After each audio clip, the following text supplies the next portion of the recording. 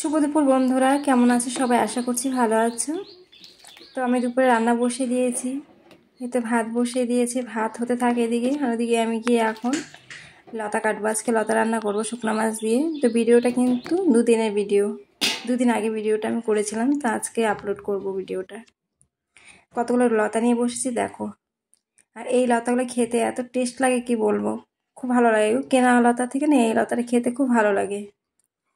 তো দেখো যে লতা কাটছি, আমি লতা রান্না করব। আর ওই যে কারকোল দেখছো নিচে, এই কারকোলগুলো ভাজা করব গোল গোল করে। আর এই সাইডে যে থালটার মধ্যে এখানে আছে পালই, তো পালইটা কম ছিল, তার জন্য আমি কি করলাম, পালইটার মধ্যে দুটো আলু দিয়ে দিলাম। তো পালইটা ভাজা করব আমি। আর শুকনো মাছের লতাটা রান্না করব, আর কারকোল ভাজা করব। দুপুরের খাওয়া এটা আমাদের। তো লতা কাটতে বাঁচতে একটু টাইম লাগে।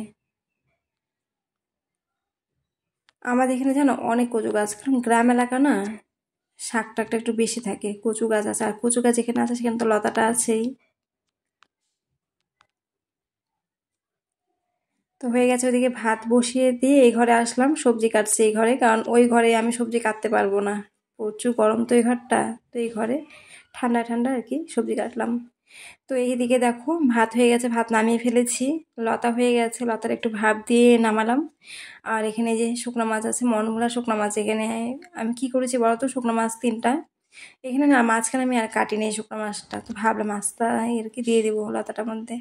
এখানে পেঁয়াজ আছে, রসুন আছে কাটা, পেঁয়াজ রসুন। আর এখানে শুকনো মাছটা একটু ভাজা করে নিচ্ছি আগে। আর 2টা শুকনো লঙ্কা নিয়ে নিলাম। তো মাছটা না ভাজা করব, ভাজা হলে পরে তারপর পেঁয়াজটা দিয়ে দিব, পেঁয়াজ আর রসুনটা দিয়ে দিব। অনেকদিন পর কিন্তু খাচ্ছি আমি, মানে শুকনো মাছ দিয়ে লতা, অনেকদিন পর রান্না করছি কিন্তু। শুকনো মাছটা রেখেছিলাম, আমাদের এখানে একটা কাকু আসে আর কি, সাইকেল নিয়ে শুকনো মাছ নিয়ে নিয়ে যায়। তো উনি আবার শনিবার করে আসে, মানে যখন আমার কানে যায় উনি আবার কি করে জানো, বেল বাজায় বাজায় যায় রাস্তা দিয়ে। তো সবাই তো ওনার কাছ থেকে শুকনো মাছ নেয়। আমার কানে যখন আর কি বেলের আওয়াজটা পাই, তখনই ভাবি যে এই যে তাহলে এই শুকনো মাছ কাকুটাই আসছে। তো যাই হোক, সেদিনকে আমি এই শুকনো মাছটা নিয়ে নিলাম, নয়তো আমি মানে টের পাই না রাস্তা দিয়ে কোনদিন মানে কখন জায়গা। লতাটা একটু সিদ্ধ করে নিলাম। শুকনো মাছ ভাজা হয়ে গেছে, যে লাল লাল হয়ে গেছে দেখো পেঁয়াজটা। আর একটু লাল করে তারপর লতাটা দিয়ে দিব ওটার মধ্যে। কাঁচা লঙ্কা দিয়ে দিলাম 3-4টা ছিঁড়ে। আমি শুকনো মাছ দিয়ে লতা রান্না করলে এইভাবে করেই রান্না করি। তো লতার মধ্যে একটু লবণ দিয়ে দিলাম, আর একটু হলুদ দিয়ে দিব এখন। কে কোথা থেকে দেখছো ভিডিওটা একটু প্লিজ কমেন্ট করবে আমাকে, হ্যাঁ। আর কে কে পছন্দ করো লতা দিয়ে শুকনো মাছ, অবশ্যই বলবে আমাকে, কার কার ভালো লাগে এই রেসিপিটা।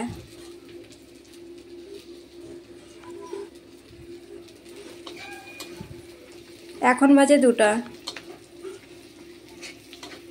এই মানে এই লতাটা হয়ে গেলেই আমার রান্না হয়ে যাবে, কারণ কারকল ভাজা হয়ে গেছে আমার। তারপর হচ্ছে ঢেঁড়স শাকও হয়ে গেছে। এখন খালি লতাটা।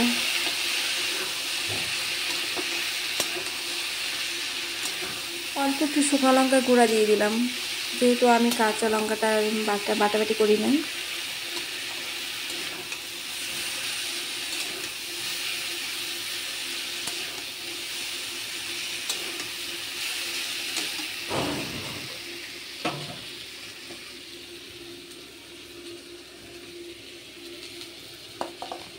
আর এখানে হচ্ছে কারকল ভাজা করেছি, এই যে কারকল ভাজা। আর হচ্ছে এই যে পালই।